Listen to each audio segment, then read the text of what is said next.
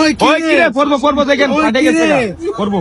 ওই কিরে মধু রসমালাই মধু যারা রোজা রাখে তাদের জন্য এই সমস্ত মাল, যারা রোজা রাখে মধু রসমালাই খাবেন, মন বইরা খাইবেন, মন বইরা এইসব মাল মন বইরা খাইবেন, মন বইরা খাইবেন, মন বইরা। আরে মন বইরা খাইবেন। আহারে জীবনটা টানা টানা হয়ে গেছে, যেখানে যাই সেইখানে শুধু মধু। ওই কিরে মধুর মাঝে যে কি পাইছে মানুষরা, শুধু খুঁজতাছে মধু। আচ্ছা না কোথায় মোবাইল পিকচারে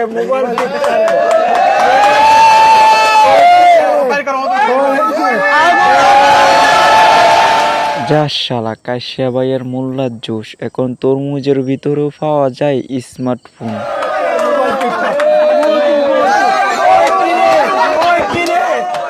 আমি 5 বছর ধরে ভিডিও করতেছি, আজও ভাইরাল হতে পারলাম না। আর যে কিনা 30 বছর ধরে তরমুজ বিক্রি করতেছে, একটা ফোনও ব্যবহার করে নাই, আর সে এখন সোশ্যাল মিডিয়াতে ভাইরাল।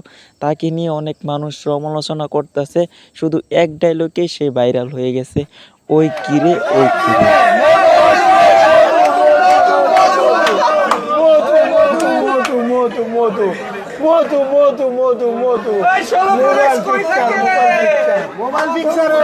তরমুজের ভিতরে মোবাইল পিকচার